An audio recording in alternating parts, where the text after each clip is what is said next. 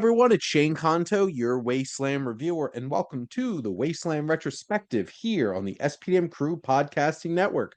And this is my weekly show where my guests and I each pick a film related in some shape or form. And hopefully by the end of this episode, you have two movies to go check out. And 'tis the season. It's October. It's spoopy season. So we're going to do a double dose of some psychological horror slashers in the same franchise. And maybe some of you have never known that Psycho actually has three sequels. And we're going to be talking about 2 and 3. And joining me, because it's the third Thursday of the month, is my buddy Luke, fellow member of the crew. Thank you so much for coming on, Luke. Every time, it's always a blast talking to you, Shane. So let's get psycho. Now I'm just thinking about that Disturbed song. I don't know if you know it, but basically to Let's Get Psycho. So there you go. Doesn't ring any bells. But I was just thinking about a scene. The second one is like, "You're a psycho, man." I'm like, "Yeah, roll credits. Or Say it again. Oh, you're a psycho. He said it again twice. Yes. Psycho Killer. Qu'est-ce que c'est? Out of his 22 years at a psychiatric care, Norman Bates is out and about, and it's Psycho 2. Wonderful segue.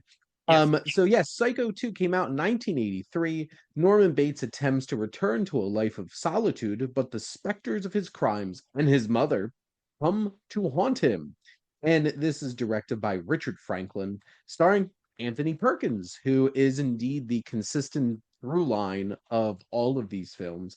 We hmm even do get Vera Miles, who comes back from the original Psycho. We have Meg Tilly, Robert Loggia. I love him. Love seeing him pop up in stuff like Independence Day, and he was in Lost Highway too. Get a Yes. little Lynch here. Dennis Franz, who I'm sure all of you know by looking at him, and he's a complete and utter scumbag in this movie. But this is also co-written by Tom Holland, or written by Tom Holland, who did Fright Night and Child's Play. So interesting. But Luke, what are your general thoughts on Psycho 2? So I rewatched the first one just to remind myself it's an excellent movie, but we're not here to talk about it. This one is fine. Like for me, it's a story of two movies where it starts with the famous shower scene for some reason, Yep. and I'm like, okay, We and then got to it, make sure that they know this yeah, is play related. the play the highlights. Okay, play the highlights. Hey, oh, remember this? You liked it. Okay, here's more of it. And then the movie actually tries to do its own thing without Mhm. relying on the previous one and then actually trying to expand on it. Like, tries to do some interesting stuff with Norman Bates. And I was like, okay, okay. Like the camera work was nice. The soundtrack was pretty cool. Even though not as cool as the third one, I think that I vibed the We'll talk most. about that for Yes, sure. but we'll talk about that. However, halfway through this movie starts to hint at something. We will talk about this, but I don't want to spoil it yet. And I'm like, please don't. Let's not go there. And the movie is like, oh, hint at it more. I'm like, no, let's not. No, no, no, no. And then it goes there, and I'm like, fuck. And it totally killed any kind of enjoyment I had. So for me, it's not a bad movie. I liked many aspects of it, but overall, I would say it's just fine. It's like middle of the road, like slightly higher middle of the road movie. But I know you've watched it before, so this is a rewatch for Yep. you. Mhm. I would like to know, obviously, how you felt about it. But then, does it play better or worse on a rewatch? So, first off, I think I like this slightly better than you, Mm-hmm. just a little bit. I honestly, without the specter of the original Psycho, honestly, I think this is a pretty rock solid, enjoyable Mm-hmm. psychological thriller and everything. And yeah, there are some inspired camera choices and filmmaking choices. It's not quite on like obviously it's not on the same level of craftsmanship as a Mm-hmm. Hitchcock film like the original, but in a vacuum, I think this film is a really rock solid 80s psychological thriller slash slasher movie. Yeah. I think it plays better when it's a psychological thriller Hmm. and building off of those things. Jerry Goldsmith is great, and I Yes. think his score really works for the film well. I think Anthony Perkins gives good performance here. And I really liked what they were going for initially, which Yes. is how does he deal with all of this hate and this bias after 22 years of rehabilitation? And I did appreciate the struggle because Hmm. at the end of the day, the real conflict of this movie is him struggling with his demons Hmm. and trying to stay healthy Hmm. mentally. Hmm. And I really appreciated this about it. As the my biggest gripe with the movie is one final thing that's revealed at the very end of the movie that Yeah. I'm just like, dumb. I'm just like, why? And we'll get to that in a Yes. bit. But like, I was appreciating like the dynamics and some of the characters. Do we know if Meg Tilly's related to Jennifer Tilly? Oh, I think they are sisters. Yeah. That makes a lot of sense Yes. because I know Meg Tilly from The Big Chill, Yes. and I Hmm. really like her in that. And I think I enjoy her in this as well. Vera Miles, I enjoyed seeing coming back. Somebody like Robert Loggia just kind of gives some good veteran character actor weight into the movie. And Dennis Franz is like he's one of those characters that are poorly written because they're so one-dimensional and obnoxious, like just beating you over the head with what they're trying to do. Hmm. But he works so well because he's so hateable in this Yeah. movie. And those elements work. Then this turns into some kind of crazy conspiracy that I feel like gets a little too convoluted for its own good. Hmm. Hmm. I feel like if it took one or two less twists and turns, it would have been fine. Yes. Like the big twist that I think is the important one is that he's being framed and he's being manipulated into going crazy because of revenge. And I think that is an interesting idea for a film Hmm. where somebody's grief and loss drives them to do bad things. Yeah. And I feel like this film could have done a better job of really digging into that because the central conflict really is between Norman Bates and Lila, Vera Yeah. Miles' character, who is the sister of Janet Leigh's character from the original film, who, pops up in the second half of the film and Hmm. basically becomes the new female protagonist of the film. And I think this is a well put together film. It definitely looks very 80s Hmm. in its presentation and stuff like that. But I had a good time with this. So how would you? So this is your second Yeah. watch? Do you think, as a person, because I've this is my was my first watch, right? Does this play better or worse or the same or for you on a rewatch? I think I was able to like carment blah, trying to like Compartmentalize? yeah being able to like take that last scene of this movie that I really hate and Hmm. just realizing, well, that's going to happen eventually. Let me just enjoy what I enjoy about this movie was easier. But I remember having like a big question mark. I'm like, that's where you decided to take this. Yeah. And I think this time around, I was able to like I knew it was coming, and I could appreciate the ride up to that point a little bit better without that being like a rug pull for me. Yeah. Because this is one of those films where, like Halloween, I Mm. think the more world building and building out the mythology you do to it makes it worse. 100%. So basically, we are, yeah, as you said, there are quite a few twists and turns.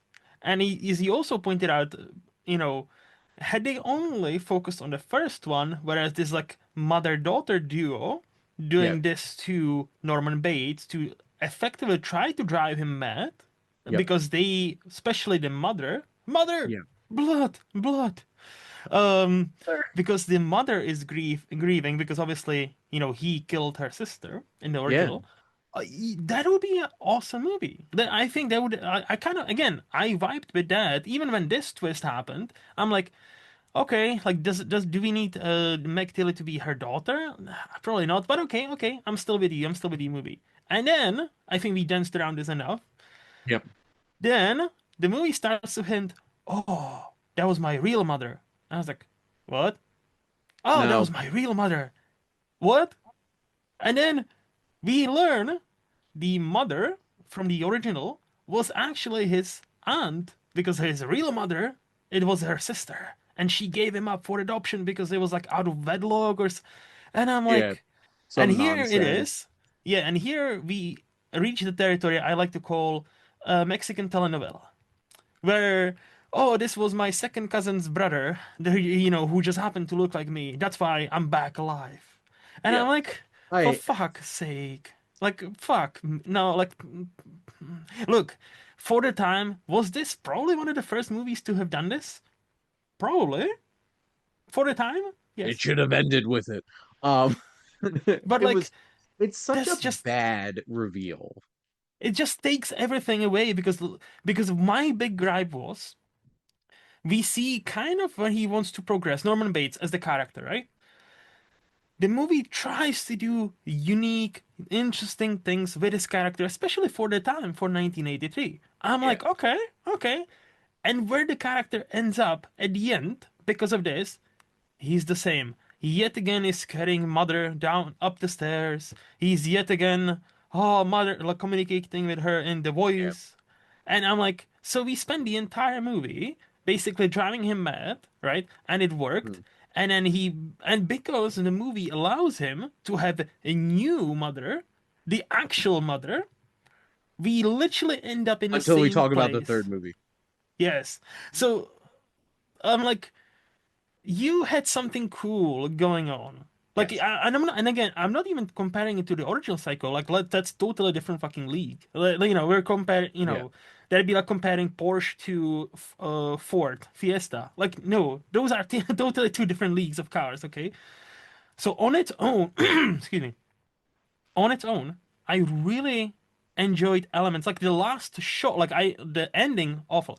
The last shot, however, with the house and him standing, Yes. and there's this like a hue or tint, and I'm like, that's a cool fucking shot. Yep. And there is like quite a few shots in throughout the movie. The soundtrack, as we pointed out, was great. Like the performance, I thought were decent.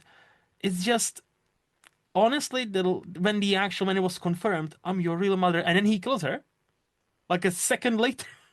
I'm like, literally all the nice vibe and the atmosphere that the movie built up until that point gone for me. I was almost laughing. I was like, oh, okay.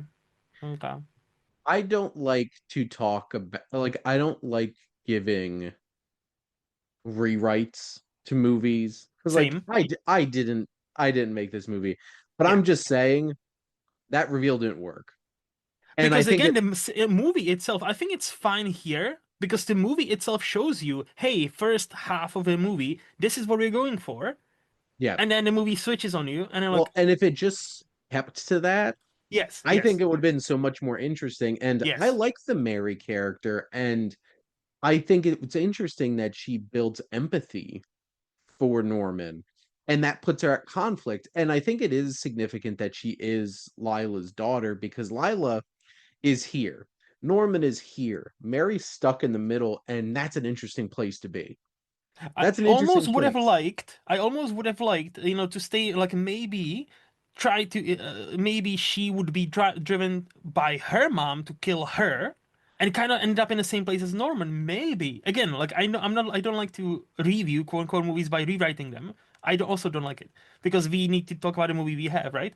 Yeah. But that would at least give us something new, There would have right? been more satisfying ways to resolve this plot Mhm. without them throwing in like a ninth inning uh twist ending where it's just like just kidding. Yep. Like this felt like ridiculous lore building that had no setup, was not interesting, and felt cheap as hell just to give him mommy issues again. Yes. And that's the thing. The specter of Norma is good enough. Hmm. I like the diner scene where he like looks at the knife Oh because yeah. this is all things he's struggling with internally. That's the conflict of the movie. Hmm. And then this mother-daughter pairing trying to exacerbate that is Hmm. interesting. That's the conflict of the movie. The whole entire thing tacked on at the end, which yes, it regresses him.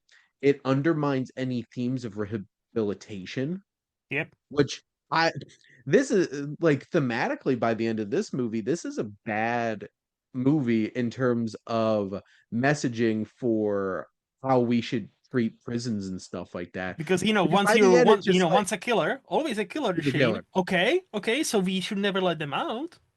Duh. Yeah, this is extremely anti-rehabilitative Mm. incarceration.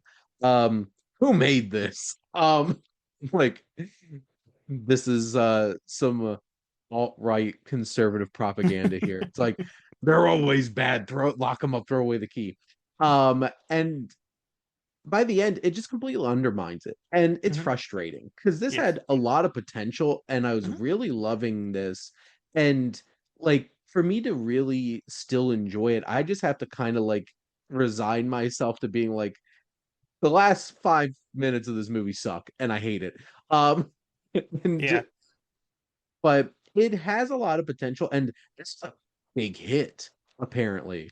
Like Hmm. this blew up at the box office a decent amount, which is I guess why they made a follow up to this.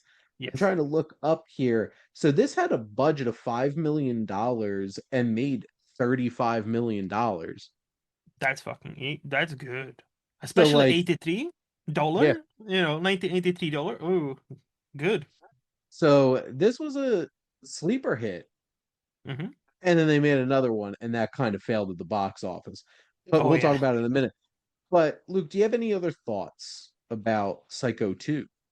I again, like I liked it just fine. Like out of our tiny wee Siftold community, I've noticed I'm the lowest on this movie. I still look. I don't hate it. That will come soon later. But and again, if it wasn't for the fact that these are two different movies and one is trying to push you one way and then suddenly they are trying to push you the other way, and we have a great dynamic set up with the mom and daughter. Hmm. And the daughter, the thing is, Meg Tilly, right? You can actually tell halfway through the movie, she's now not only warm up to it, she's very against what's happening to him. And Yeah, she realizes, hey, we are the issue. Am I the drama? Oh, yes, you are, baby. Like, they yeah, are the drama. you So, are the drama. literally, if it wasn't for them, if he could, work in a in a diner, if he, I don't know, not quite sure whether he should have stayed in the same house. Probably not the greatest of ideas. But hey, Probably 83, probably 1983, not okay? the best place to go Yes, when you're rehabilitated is where back to the everything place reminds it. where you Yeah, murdered people. it's like that meme. Like everything reminds me of him. Everything reminds him of her. Like it's just oh yeah, this is where she lied. Mother. Oh, mother blood. But so and I think ultimately, us talking about like we are not rewriting the movie because the movie rewrote itself in a way. Like we are just trying to execute on what was promised to us by the first half of the movie. And I and again, like you had such a great character and an interesting character with the Meg Tillis character. With Yep. a person who starts one place, like, yeah, let's drive him crazy because he's a bad dude. Then actually discovers, oh no, he might have actually turned. He might have no longer be bad. Okay, maybe we should fucking stop. Mhm. And then I was like, oh, is she gonna go up against her mom? Is she gonna kill her? Is she gonna become the new Norman Bates or something? They will fucking marry and be two serial killers? Great. Okay, it'll be a bit cheesy, but okay. And then I'm not your real mom. I'm like, what the fuck? It basically was like your enjoyment of this movie, I think, really depends on how much that last 5 minutes ruins the movie for you. And at the end of the day, if you could get past it and enjoy the first, 40 minutes, hour Yeah. 40 minutes of this movie or so. Yeah. It's there. That's about Well, it. then they made another Ooh, yes. 1986 that takes place 1 month afterwards. Uh, and it's very obviously not Anthony Perkins looking older, but whatever. Yes. He aged a lot between these two movies. He also was diagnosed with AIDS. So I'm like, oh shit. Yeah, I was like, poor dude. I did not realize that. Now I feel You like a know jerk. what's even sadder? You know what's even What? sadder? His wife died. I was like, oh, wife died 11th of September 2001. I'm like, that's a very specific date. She was on one of the fucking planes. She was on a plane that hit the 8 hour. It's on her IMDb trivia page. Victim of a. I was like, what the actual fuck? So he dies of AIDS, like this big horror star Tragedy. psycho, and then Yep. his wife outlives him, only to be on one of the planes that hits one of the towers. I was like, And I'm assuming that's Oz Perkins' mom. I believe. I don't know. I haven't checked whether it's her mom, Because if but it is, then damn. I know, right? Oz I know. Perkins. Let That's me check terrible. that real quick. While you do that, Yes. so yeah, Psycho 3 came out in 1986. Norman Bates falls in love with a fallen nun who stays at the Bates Motel alongside a drifter and a curious reporter. Meanwhile, Mother is still watching. Or is it his mother? Because this franchise doesn't know what mythology to stick to, but this is directed by Anthony Perkins himself, interestingly enough. Mm-hmm. But yes, It is her. uh, It is her mom, by the way. Osgood Perkins. That was Osgood Perkins' mom. damn, Fuck. Matt, no wonder he makes such stuff. Yes, He's Shane. been Let's through a analyze lot. him. Okay, on this podcast, let's analyze Osgood. Really looking forward to Keeper because honestly, he makes some crazy stuff and I love it. Me too. Um, this also stars Diana Scarwild, Scarwood, Jeff Fahey, who it's so funny because I remember watching Lost for the first time and seeing Yes. him as Lapidus, um, who was supposed to be the original pilot and then winds up becoming a series regular in the second half of the show. And then Hmm. I see so many other things now. I'm like, he was a dude before that. Like seeing Yes. him pop up in things. He is indeed the scumbag drifter here. But Rick, what are your general thoughts on Psycho 3? So for me, this is the lowest point of this franchise that should have never been a franchise because I watched the fourth one after. Obviously, we Okay. are not here to talk about it, Yeah. but it's basically look. Anthony Perkins is a good actor, especially in the first one. In the first Psycho, he's an excellent actor. I don't think he was a good director. And even himself, then like one of the IMDb trivia's on the movie is like, yeah, like something to the he said something to the effect, probably wasn't the best suited to tackle on this movie. And I'm like, yep. Like there's some choices where like, oh, we starting with nuns. Oh, cool. Oh, yeah, I guess she kind of looks like Janet Leigh, kind of, if you squint both eyes. Okay. And it's just like, oh, her initials are also MC. Well, fuck me. Just like those kind of. So where the second one was at least trying to make something different, this one is like, Yeah. hey, you like Psycho? Do you remember this scene with the staircase? Oh, we have the same shot. Yes. We Yes. have the mother, Literally. blood, blood. Yes. We have the mother, blood, blood. We have all the famous catchphrases you come to expect. We also yet again have the shower scene from the Psycho. And I'm like, I'm tired. Like this movie is not bad, but I didn't like it. What about you? What did you think about it? I had a fun enough time for 90 minutes. I'll say that. Okay. That's probably where I'm at with it. It's still yet another sizable step down from the previous one. Mm-hmm. This franchise definitely feels like it has diminishing returns here. And I think my biggest gripe is why'd this take place 1 month afterwards? Like, I Continuity.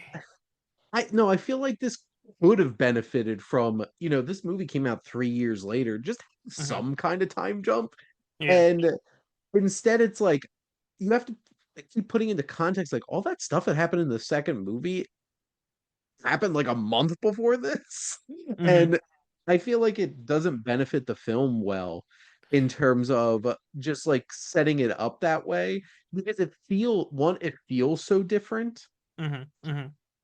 And Anthony Perkins, because he was going through a lot with his health, looks so much older. I guess And they thought, like, story-wise, oh, he wouldn't have lasted like 3 years without killing.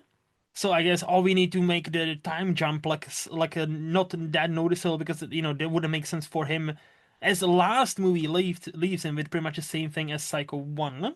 They were yeah, like, oh yeah, this dude probably couldn't fucking stop killing for 3 years, let's be honest. So we need to make it 1 month, even though Anthony Perkins it could have looks way just been different. like could have been like drifters like mysteriously disappearing or something. Yes. Yeah. And like I think Anthony Perkins does a fine job acting in the film. I do feel like this is a directorial effort that feels very it feels like it's swinging big, like Hmm. it's Hmm. trying too hard to Yeah. be a certain thing. And yes, it really does. He goes back to the Hitchcock well and reuses shots and setups and stuff like that and recreating the was it Abergast is Yes. the PI from the original. Like them recreating that with Hmm. a twist was like, okay, this does feel like that cheap legacy sequel that it just recycles everything that the second one didn't, Yes. which I appreciated about the second one. And then I feel like this one's like, well, And we don't talk have any about other like we don't have enough good ideas. Let's just let's redo. Yes. And talk about Um, 80s. Like talk about feeling this like the yes, previous one kind of felt 80s fine. Fine, fine. This one total really. fucking like oh, you like boobies? We have some boobies for you. Do you like this? Do you like more blood? Oh, we can show you more blood now. We have so much blood for you. Oh, you will love this. It feels so derivative of a lot of other 80s slasher movies that like here's the thing. Hmm. Friday the 13th, they're not great movies. Hmm. Like they're just not. They're a rip off of Halloween. Most of the Halloween movies aren't good either. But they are Eh, enjoyable. well, and here's the thing, like this feels more akin to a well, we need to make another one because these movies make money and it feels cheap in that Hmm. way. And that's disappointing. And yeah, true. I had enjoyable enough time watching this. Some of it was really like push limits where it's just like Jeff Fahey's character, Wayne, the way that he Call him speaks, Duke.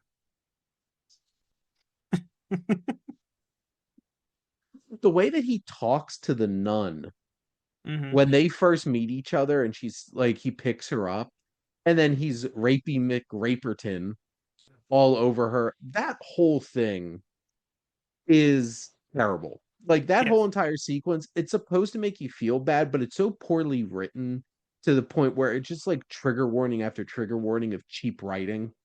Which is like, I know what will really make people feel uncomfortable if he starts like calling her horrible things to her face and then just forcing himself on her. See, now we call it trigger warning. Back then, this was just a dating, like This was 86. just dating. 86, Um, she could have said no the entire time, Shane. That's why he threw out the fucking car in the rain. Like, she did say no. and then She like, said he no the threw whole time. and he threw the fucking suitcase into the mud like a dumb like a like an asshole. And I'm like, okay, okay.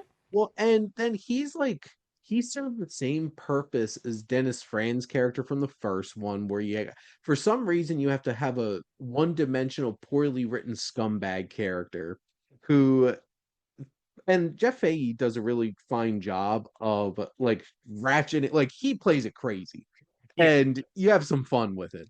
Hmm. Like this gets a little too campy ridiculous, but it's not like self-aware that it's campy ridiculous. I feel like it's trying to be serious and you're just like this is so ridiculously 80s slasher flick that I can't help but like think this is kind of funny and ridiculous. And I love the idea of Norman is trying to move on and he meets somebody. That's interesting. This Hmm. is a man who we have never seen Norm. Like, if you haven't watched, I guess if you watch Bates Motel, you probably Mhm. have some experience with more Norman Bates, but like we haven't seen him try to date somebody. And Mhm. this specter of mother, which also yet again, my biggest issue with this movie is the lore building here. Because Yep. one, why did we have to go? We literally went reset it and went right back to Psycho 1, where it's like you have Mother and see Mother's corpse in the Mhm. shadows. You never see like the details of her face, but you have creepy corpse lady. And then it's revealed that Norma was his mother all along. And it's just like, what? They rise a Skywalkered us. They're like, we changed the lore or we did something different in the last one, and it's like, well, we probably didn't like that, so let's retcon it. Wait. Have I missed it? How? Well, I'm totally lost now. Did they? If I'm not mistaken, they explain the whole entire thing where like the Norman's father was originally with the lady from the end of the second movie, but then Norma took her away from him and they had a baby. And then Norma's sister went crazy and then stole the baby. And then Norma got the baby back. And I I'm fucking confused. I I totally might must have have to missed look this that. up. Um, I I think the moral of the story is this movie gets lost in the sauce. Yeah, because I totally okay, that's on me, I guess. I totally missed that because I thought they justified it even harder. I thought they were like, Maybe let like, me maybe I misinterpreted, but that's what it sounded like to me. I Oh, think, look, this is Tracy tries reasoning with Norman by explaining his family history. Spool was not Norman's mother. She was actually his mother's sister who was in love with Norman's father, John. When he chose her sister over her, Spool snapped and killed him. She then kidnapped child Norman, but then later was institutionalized. And I'm like, ah. so See, stop with the lore building. I remember the institutionalized, like, she was in a nut house. I remember that bit. I totally did not I did not Look, I don't blame catch. you for checking out on I all was, the freaking nonsense that this movie tried to have us buy Jesus into. Christ, Does man. this make you like the movie less? I bet, yeah. I Like, just look, keep and I it think that's simple. fine. I think that's fine. Anthony Perkins, again, by his own admission, on his deathbed, said, "Yeah, I probably wasn't the best choice," and he wasn't because if you make it kind of campy, okay, stick with that. But you cannot then be campy serious, campy serious, campy. Like the can we talk about the icebox scene? How there's a Uh, corpse and the he had a sheriff whole mouthful of blood and didn't realize it. and nobody noticed. There are people looking at him and are like, "Hey, why is your mouth suddenly all fucking red?" Oh, never mind. But you know what's fucking insane, Shane? Mhm. You know what's fucking cruel? That actress, that wasn't a. She was actually called. She was actually there. There was not a fucking figurine. The actress was actually there, almost froze to death. Her name Kat Shea. Yeah, on Oh IMDb. my. Blue complexion wasn't a makeup. She was genuinely freezing during the shooting of the scene. And I'm like, 80s, man. What the actual fuck? Because when I saw the, the head, I was like, oh, that's pretty cool looking, like, figurine. Like, kind of looks like that lady. And then I read this after the movie. I'm like, cruel bastards. Why would Anthony? What? And that's it. And that's on Anthony Perkins because he directed this. See, I don't blame him for a lot of these things because he didn't write this movie. Correct. Charles Edward Hogue did. This isn't a great script. Nah. Like, and it had ideas that I liked. I Hmm. liked I like, did we need to get into this whole entire thing where it's like, well, let me take a step back. I have seen in horror movies where we've seen a struggle of faith, like The Exorcist, done Hmm. incredibly and works great. Hmm. I don't think this film does a great job of honoring and fleshing out the questioning of faith that this young nun is going through. Yes. And then because like it's automatically like, oh, I think I can make a difference for him. And it's just like, God, lady. come now. And like I wish there was more fleshing out her own personal struggle in a more meaningful way. It felt very surface level and just checking boxes. And in a 90-minute movie like this, I don't think this movie does a good enough job of fleshing anything out enough. Yeah, like it feels like a piece of a puzzle that doesn't fit. But like, did she really need to be a nun? In a better movie, it would have had more of an impact. In this Yes. movie, it just feels like, oh, she's a nun. Oh yeah, do you don't forget. And like, again, this movie has some interesting ideas, as you mentioned. Like we think, oh, there's gonna be yet another shower scene. And no, she's taking a bath. I was like, oh, fucking finally, somebody's taking a bath at this motel. Great. And then no, she's committing suicide. I was like, oh, okay, interesting twist. Okay, didn't see Well, that. And this was where I was hopeful about this movie. I was like, okay, didn't see that. And then, oh, Jesus, Mary showed herself to me, and that's why I survived. And he saved me. I was like, all right, let's see where this goes. And it kind well, of. I think that was an interesting idea that Mm-hmm. Norman saves this woman. Mm-hmm. And in a better movie, it would have committed and explored that in a more meaningful way. Mm-hmm. I feel like the biggest flaw of this movie, besides the horrible twist lore anti building again, because then it's like Uno reversed it. I think the biggest issue with this movie is it has good ideas sprinkled throughout, but never roots them in enough to have them grow into Mm-hmm. something meaningful. And then it just becomes frustrating because you're like, there was some potential there. I like this movie less as I talk about it. Honestly, like this is one of those conversations where I'm just like, see, in a vacuum, me sitting in my living room watching this for 90 minutes, I'm like, oh, that's fine. It was enjoyable enough. And now I'm like, did I enjoy this See, movie? yeah, yeah. Like I'll tell you this. I still have the Psycho Story Continues box set where it's only second, third, and fourth movie, right? Yes. After watching all of them, including the fourth one, I think I'm gonna sell it because I cannot see myself, unlike other collectors. I want my collection to mean, or not mean something, but I want to have good movies there, and I want to have movies that I would rewatch at some point. So I do Nice. I do enjoy Psycho 2 enough where I did buy Okay. this from Shout Factory, If but I I am had it not. on its own, I would have probably kept the second one. Yes, yes. But the third one and the fourth one, I'll say this: fourth one is slightly better than this. If you're interested, you said something like, "Oh, Norman Bates having a relationship besides the one with mother." Oh, that's very well explored in the fourth one. So if you want to explore, you see how they explored it there. I will say the fourth one is between third and the second. It's not as bad as the third. I don't think it was as good as the second one. But I think it's Honestly, if you survive the third I'm one, I'm just gonna finish Bates yeah. Motel. It's Mm, like I watched the first season of Bates Motel and like I could go back and finish Bates Motel. If I want any more Psycho, I'll go watch Bates Motel. I thought Or you were if talking something about the TV movie Bates Motel. Did you know there is a TV movie called Bates Motel from 1987 and with is Laurie Petty, Moses Gunn, Greg Henry, Jason Bateman, Bud Court. and yeah, it's a lot of people. It's a TV movie, and I'm a masochist, so I actually want to get this and fucking watch it because apparently it's bad. It has Oh 3.8 on IMDb. wait a minute, Luke.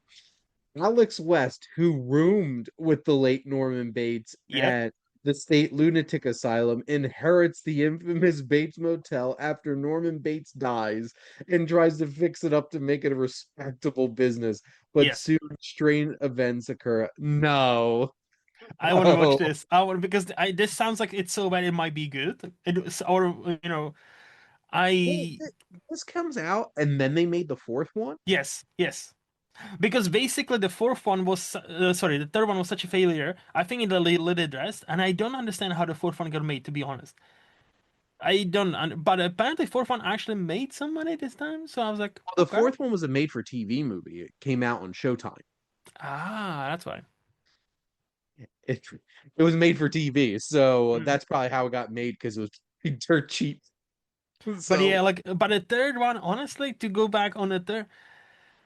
It's just, it's one of those movies where, again, like, there are much less, but there are like niblets or ideas here and there. I'm like, okay, this could be interesting, and it's not. Oh, this choice was interesting until it's not. Like, for every one good choice this movie makes they make like five other alongside to kind of either undermine itself or the choice they just made. Therefore, like, you're just frustrated with the movie, Yep. where it's like it's not effectively like terrible movie. I cannot say it's terrible. I would just say I didn't enjoy my time with it. And again, I have the box set. It's all nice 4Ks. I'm gonna get rid of it because I cannot see, like, maybe second one I'll get curious in a couple of years. Sure. The third and fourth, yeah, nah. Well, there you have it. We have a kind of recommend for one and definitely not a recommend for the other one. But Yes. but Luke, thank you as always for coming on and chatting movies with me. Always a blast, even though this time it was not the greatest of movies. So I do And apologize to anybody. I feel like this has been a while. It's been a while since we actually had like a pairing that we didn't really like on some level Mm, mm, because we would have been on a roll. But yeah, not all of them are going to be winners. correct. But thank you all for listening. Make sure to like, comment, and share on this episode. What are some of your favorite actually good horror movie franchise sequels? Make sure to follow or subscribe wherever you listen to your podcast. The SPDM Crew Podcasting Network is ever expanding. And we have so many great shows with all different types of interest. Luke talks life and movies with people on Flicks and Chill, and it's a great time. You check it out. And if you want to become part of the crew, legit part of the crew, you can head over to our website if you want to be a guest on one of these shows, or if you want to start your own podcast. If you like our logo, check out HiFlyer Creative for all your digital marketing needs. But most importantly, thank you as always for tuning in and supporting the Wasteland Retrospective here on the SPDM Crew Podcasting Network.